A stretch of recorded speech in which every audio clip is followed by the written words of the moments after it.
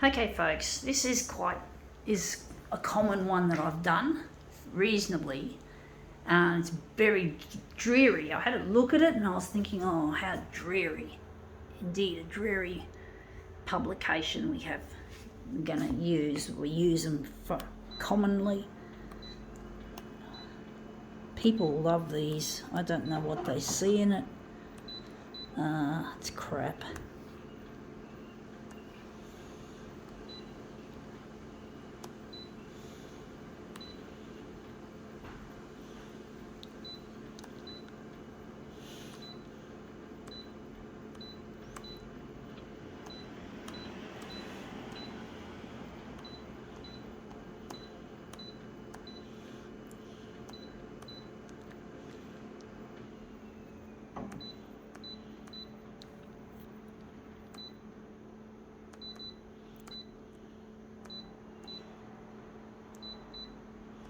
Okay, let's see what this is. It's really bloody dreary and boring. It is a new idea. Aren't they shit? Gossip magazine. Indeed, it's a gossip. Load of crap. Load of fucking shit. You wouldn't even want to wipe your ass on this crap. Well, it wouldn't. It's glossy anyway, physically speaking, but it's not worth even using as toilet paper, even when desperate, even if you have diarrhea and a dirty load of shit on your ass. It's not worth wiping your ass on it when there's no toilet paper. That's how crappy it is. Not even fit for toilet paper. Ha ha. Gotta laugh. It's not even fit for toilet paper. Let's see. That looks really interesting, that little section there. Wondering if we're going to use this one or we're going to make another image. But that does look interesting. I do find that part looks interesting. I don't know. We'll probably make something better of it. But basically, this is shit. This is fuck shit. It's usually read by women. Women seem to have more of an appetite for celebrity gossip. Seems to be more often. Although some men are into it too. You know, sometimes when I listen to Smooth FM while I'm at work, they have competitions and they're to do with guessing celebrity names, what voices the celebrities are. That looks really interesting. And basically, though most of the contestants are females, there are some men who do it as well. There are some celebrity fucked up, obsessed men as well. So it's not just a woman's thing. It's also a lot of men get into it as well. So you do get men who are interested in celebrity goss. I don't understand why anyone would want to be into goss.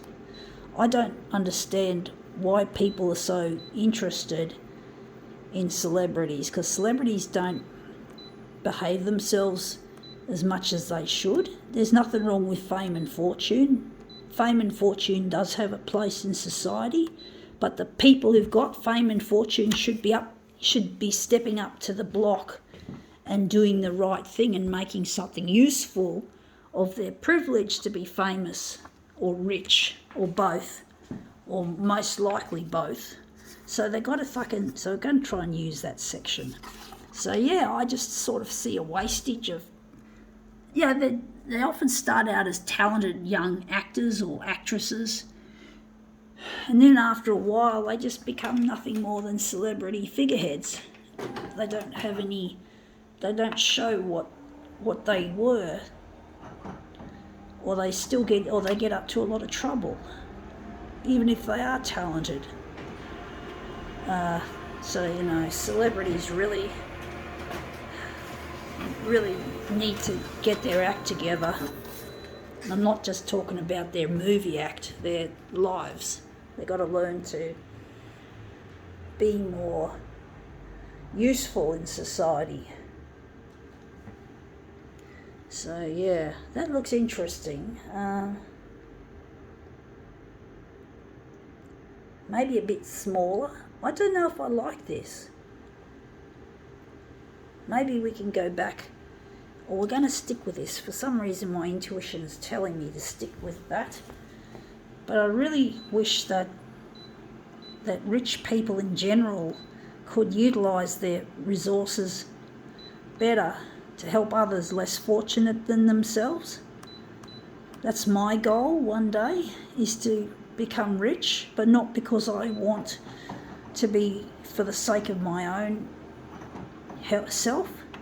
Yeah, sure, it's nice to have a lot of money, but I really want to make a difference with it. I'm less interested in doing it for me. I'm more interested in making a difference in the world, to make the world a better place for those who don't have the same privileges that I'm hoping one day I'll have. So I'm just not interested in keeping money for my own self, and that's something I believe in, and I really want to do something useful with the fame and fortune that I've got, or that I will someday have.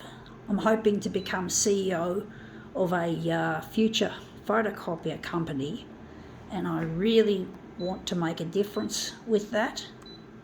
I really want to take the money and splash it around for science, humanities, the environment. Well, science is important in the environment to help fix climate change. So there's a lot of things I really would like to do in my life that involve fame and fortune, but I'm not interested in doing it just for the sake of fame and fortune like most of these people, or being born into it, being sort of like a self-entitlement, if you will, just because you're born into celebrityhood, or your parents are celebrities and you become one yourself.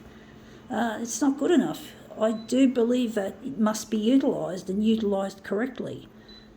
Otherwise it's a dirty big wank that doesn't help the world, that doesn't offer any assistance to those less fortunate, or countries less fortunate.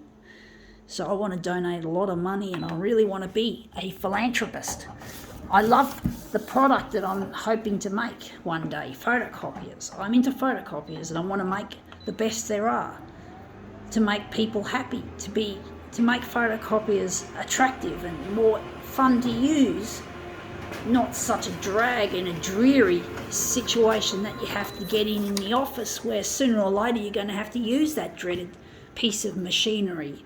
And it's dreaded. People really hate having to use these equipments because they're so badly designed and so fucked.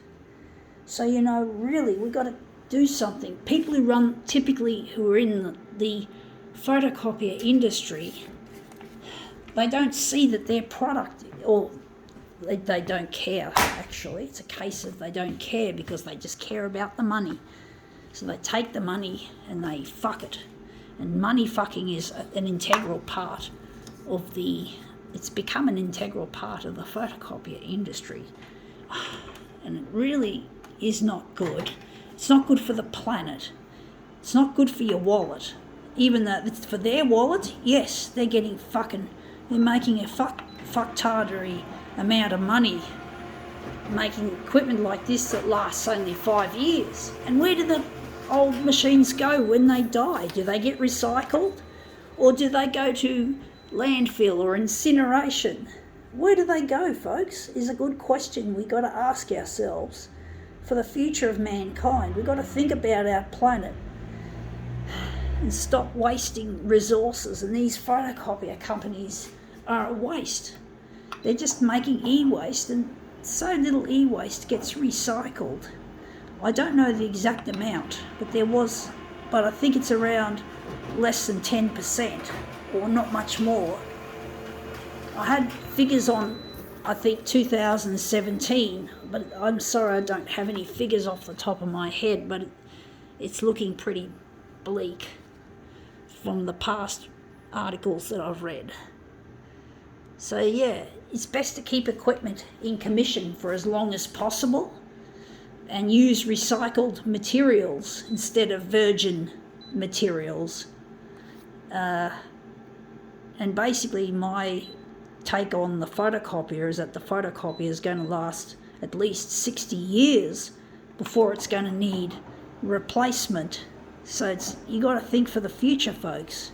Think for your children's future and your grandchildren's future, because the world is falling apart. The world is heating up with climate change. We've got to fucking put more money towards climate change research, and I want to do that, and I want to be a scientist. Even though I'm currently disabled, I have memory problems with my hippocampus and my short-term memory. And basically, I look forward to a day when they have neuroprosthetic devices that'll help replace the damaged parts and make me fully functional, so I can carry out all this good stuff that I really, really, really want to do. I'm just dying to do it, folks. Anyway, that's interesting. That's come up looking a treat. I think now we can call this demo quits.